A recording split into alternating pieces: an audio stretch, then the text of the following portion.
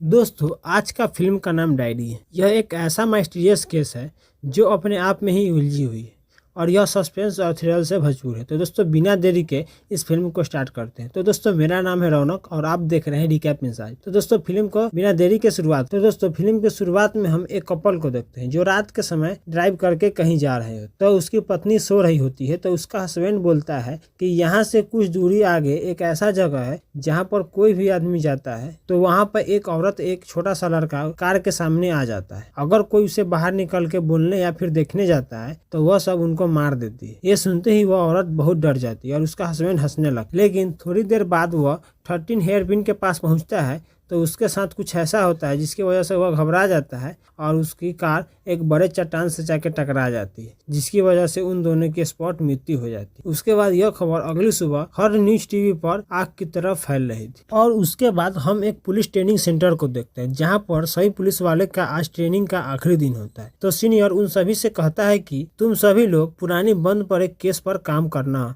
जो आज तक किसी ने भी उस केस को सॉल्व नहीं किया। तभी हम वर्धा नाम के एक पुलिस वाले को देखते हैं। तो वह आंख बंद करके उस फाइल को उठाता है और वह फाइल 16 साल पुरानी होती है, जिसमें एक कपल हनीमून पर गए होते हैं और उनका होटल में ही कत्ल हो जाता है। लेकिन उस केस को आज तक किसी ने भी सॉल्व नहीं कर रखा था और उस फाइल में कपल के कुछ गहने और उसके फोटो रखे हुए थे। उसके बाद वर्धा अपना अपॉइंटमेंट लेटर लेकर ऊटी के पुलिस स्टेशन में जाता है। तो उस पुलिस स्टेशन के इंस्पेक्टर सेतुपति वर्धा को बोलता है कि तुम्हें अकेले तेज बनने की कोई जरूरत नहीं है और तुम्हारे साथ AIS इंस्पेक्टर पवित्रा तुम्हारी मदद करेगी। और उसके बाद वर्धा पवित्रा से कहता है कि पहले जो इस केस पर काम कर रहे थे, क्या तुम उनसे हमें मिला सकते हो? तो पवित्रा कहती है कि एक कांस्टेबल है जो तुम्हारे इस केस के बारे में बता सकते हैं। और अगली सुबह वर्धा और पवित्रा दोनों उस कांस्टेबल के यहाँ जाते हैं उस केस के बारे में पूछताछ करने। तो वह बताते हैं कि जब हमें इस केस पर काम करने के लिए दिया गया तो हमारे हाथ में कुछ भी नहीं लगा, इसलिए उस केस को कुछ दिनों के बाद बंद कर दिया गया। लेकिन मैं रिटायरमेंट होने से पहले इन सभी डॉक्यूमेंट को बनाकर अपने पास रख लिया और सभी पुलिस स्टेशन में सर्कुलेट कर दिया। तो वर्धा उस कांस्टेबल से पूछता है कि जिस पर वह कांस्टेबल कहता है कि यहाँ के सभी पुलिस स्टेशन के पास यह रिपोर्ट पड़ी हुई है। और उसके बाद वर्धा से कहता है कि बेटा, तुम इस केस पर काम करना बंद कर दो, क्योंकि इस केस में तुम्हें कुछ नहीं मिलेगा और तुम इससे सॉल्व नहीं कर पाओगे और बेफालतू के तुम अपना टाइम को बर्बाद कर रहे हो। लेकिन वर्धा और पवित्रा दोनों उनके बात को नहीं सुनते हैं और उसके बाद वर्धा और पवित्रा दोनों उस केस पर काम करना शुरू कर देते हैं और उसी दौरान उन दोनों को आपस में प्यार हो जाता है। और उसके बाद हम पुलिस स्टेशन का सीन देखते हैं जहां पर पवित्रा को एक कॉल आता है अर्जेंट मीटिंग के लिए। तभी पुलिस स्टेशन में उसी वक्त एक पति पत्नी आते हैं और कहते हैं कि मैडम, मेरी बेटी सुबह से गायब है, हमने बहुत जगह खोजा लेकिन वह नहीं मिली। तो पवित्रा कांस्टेबल से कहकर मिसिंग कंप्लेंट लिखवा लेती है और उसके बाद पवित्रा वर्धा से मिलने एक होटल में आती है। उस केस के सिलसिले में बातचीत करने लगती है। तभी उसी वक्त वर्धा के फ्रेंड अक्षया का कॉल आता है, जो कुंभाकुलम पुलिस स्टेशन में वह एक इंस्पेक्टर है और वह एक केस पर काम कर रही थी। तो अक्षया वर्धा से कहती है कि जो तुम फाइल भेजे थे वैसा ही सेम टू सेम एक मर्डर केस आया है और सेम टू सेम वैसा ही किलिंग पैटर्न है और वह लोग उसे मारकर उनका सोना लूटते हैं और उनमें से मैंने 2 लोगों को गिरफ्तार भी कर लिया है। तो वर्धा जैसे ही कुंभकुलन निकलने के लिए लॉज से निकलकर अपनी कार के पास जाता है तो उसकी कार पार्किंग में नहीं होती। तो वर्धा और पवित्रा दोनों उस लॉज के CCTV फुटेज को देखते हैं तो एक लड़का उस कार को चोरी करके ले जा रहा होता है। तो वर्धा पवित्रा से कहता है कि तुम इसे जानती हो? तो पवित्रा कहती है कि इसका नाम हर्ष है और यह 1 नंबर का चोर है। और वर्धा पवित्रा को यह भी कहता है कि उस कार में मेरी गन है और इस केस के सभी डॉक्यूमेंट उसी कार में है। तो पवित्रा वर्धा के कार को खोजने के लिए सही जगह पर नाकाबंदी लगा देती है। और उसके बाद हम इधर एक होटल का सीन देखते हैं जिसमें एक कपल हनीमून मनाए होटल में आए होते हैं और वह जब सो जाते हैं तो 3 गुंडे आकर उन्हें मारकर उनका सभी गहना चुराकर एक बस स्टैंड पर चला जाता है। तभी एक बस आती है तो वह तीनों उस बस में बैठ जाता है। तो उस बस में एक दादी भी बैठी रहती है। तो दादी उन तीनों को जब देखता है तो वह तीनों दादी को घूर घूर के देख रहा था जैसे कि वह उन्हें मार डाले। तो दादी बहुत ज्यादा डर जाती है और बस में बैठी एक औरत से पूछती है कि बेटी तुम कहाँ जा रही हो? तो वो औरत बोलती है कि अम्बा मैं तिरपुर। तो दादी बोलती है कि तुम अकेले जा रही हो? तुम्हारे पति कहाँ हैं? तो वो औरत कहती है कि अम्मा मेरे पति अब इस दुनिया में नहीं रहे और एक मेरा बेटा है जो तीसरा क्लास में पढ़ता है। मैं उसकी परवरिश के लिए तीरपुर के एक गोदाम में काम करती हूँ। और उसके बाद वह बस चलने लगती है और अगले स्टॉपेज पर एक बूढ़े व्यक्ति अपनी एक जवान बेटी को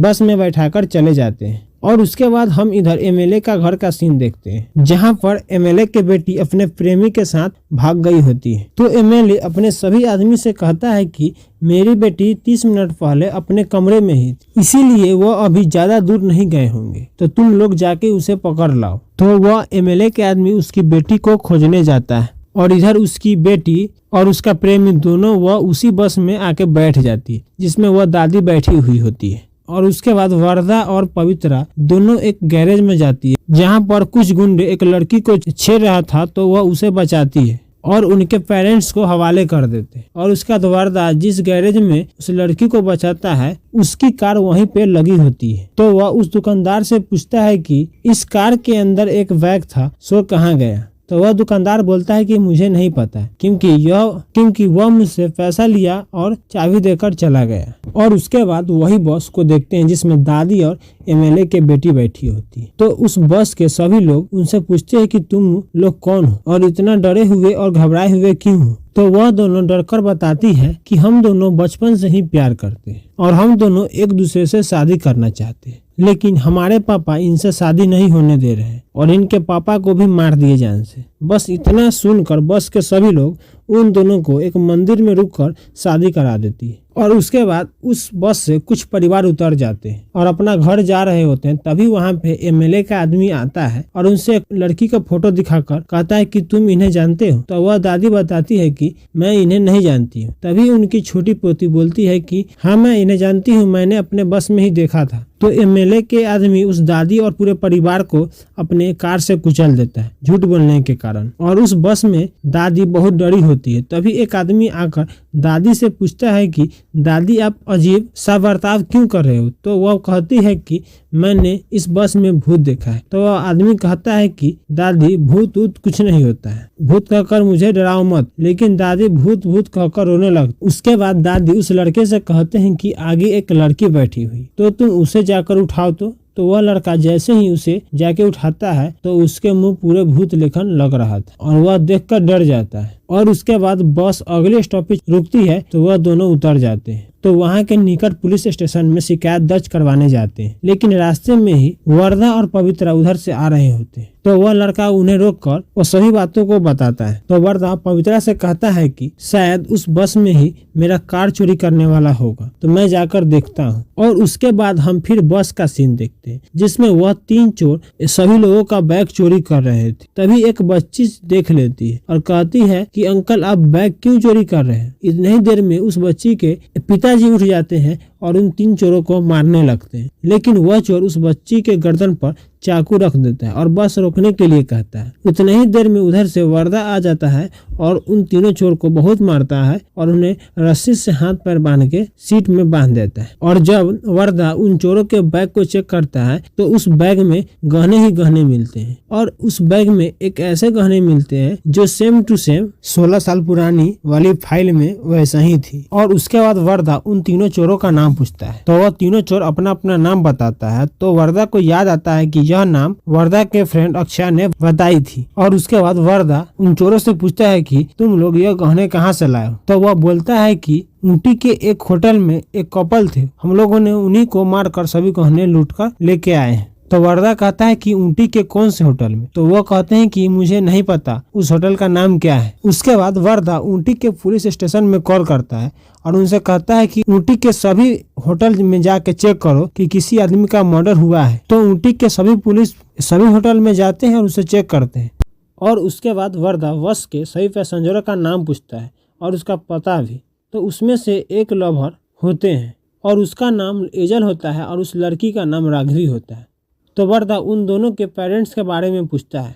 तो राघवी कहती है कि मेरे पिताजी ऊटी के एमएलए है। तो इस पर वरदा कहता है कि क्या तुम लोग पागल हो गए हो और तुम दोनों एक साथ कैसे बैठे हो? तो उस बस में एक औरत बैठी हुई होती है वह कहती है कि हम लोगों ने इन दोनों को शादी करा दी है एक मंदिर में। और इधर पवित्रा बस स्टैंड में जाके उस बस के बारे में पता लगाती है। तो उस बस स्टेशन के मास्टर कहता है कि मैडम, इस नंबर का हमारे यहाँ कोई भी बस नहीं है और आखिरी बस दोपहर 11 बजे और सुबह 5 बजे है।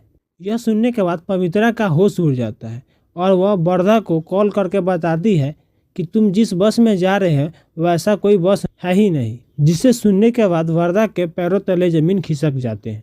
तभी उस बस के पीछे से कुछ कार वाले ओवरटेक करके सामने आते हैं और उस बस के सामने आकर उस कार को रोक देते हैं और उस बस के अंदर जाते हैं और राघवी और एजल को ज़बरदस्ती लेके जा रहे होते हैं। तो राघवी कहती है कि मुझे बचाओ। तो जिसमें से उस बस में एक औरत बोलती है कि हम लोगों ने इन दोनों का शादी करा दी है, इसलिए तुम इसे अब नहीं लेके जा सकते हो। तो इसे सुनने के बाद एमएलए के आदमी को बहुत ज़्यादा गुस्सा आ जाता है और वह सबको मारने लगता है। तो वर्धा सब गुंडे को मारने लगता है, लेकिन एक आदमी ने ड्राइवर के गर्दन पर एक कुल्हाड़ी मार दिया था, जिसकी वजह से उसकी मृत्यु हो गई। और उस बस के बैलेंस गड़बड़ा जाने के कारण वह बस पहाड़ के एक चोटी पे जाके लटक जाती है और उसके नीचे एक बड़ी सी खाई होती है। लेकिन वर्धा एक पुलिस होने के कारण अपना फर्ज सोच समझ कर निभाता है और अपनी जान जोखिम में डालकर उन सभी लोगों को बचाता है। लेकिन उसमें से सिर्फ 3 लोग ही बच पाते हैं और बाकी लोग उस खाई में गिर जाते हैं। और अगली सुबह वर्धा अपनी पूरी टीम को लेकर उस खाई में छानबीन करने के लिए जाते हैं, जिस खाई में बस गिर गया था। और बहुत समय खोजने के बाद उसमें से आखिरकार वह बस मिल ही जाती है। लेकिन वह बस बहुत ही पुरानी होती है और उस बस में हर एक इंसान की कंकाल दिखाई रही थी, सिर्फ एक को छोड़कर। इसका मतलब यह था कि उस बस में जो कोई भी आदमी था वो आदमी नहीं बल्कि वह सब भूत था और उसमें सिर्फ एक ही आदमी था। और उसके बाद वर्धा और पवित्रा दोनों उस बस के डिटेल निकलवाने जाते हैं। तो उसे पता चलता है कि यह बस 16 साल पहले ऊटी से कैमूर जाने वाली बस थी। तो वर्धा उस बस के स्टेशन मास्टर से पूछता है कि इस बस के सभी लोग कहाँ गए। तो वह बताते हैं कि इस बस के ड्राइवर और उसमें के सभी लोग कहाँ गए ये किसी को आज तक पता नहीं चला। और उसी दिन इस बस में एक कांस्टेबल है जो अपने भाई के पूरे परिवार को पहुंचाने गया था।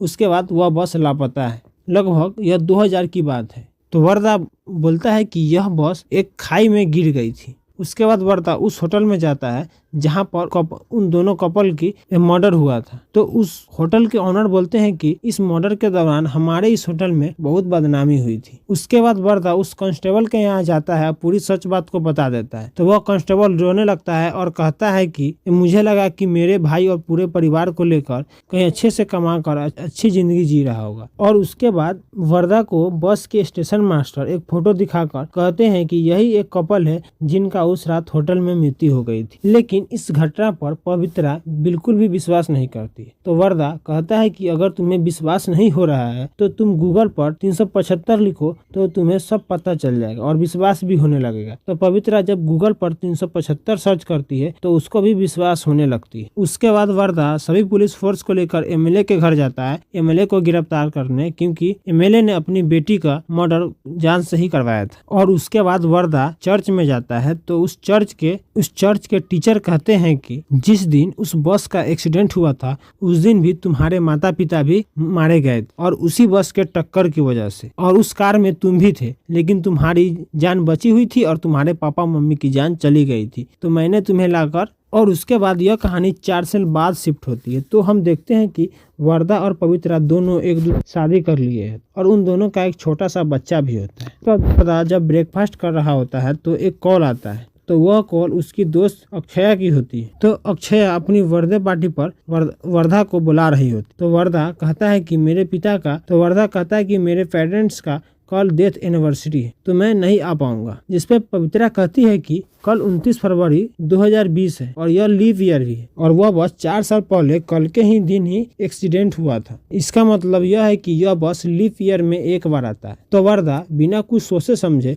अगली रात वही स्टेशन पर चला जाता है जहां पर बस आता है और थोड़ी देर बाद उस स्टेशन पर वह बस चली आती है और जितने भी लोग उस बस में पहले से थे वो सभी लोग फिर चले आते हैं। और दोस्तों, यह फिल्म यहीं पर खत्म हो जाती है। यह कहानी कैसी लगी कमेंट में जरूर बताइएगा।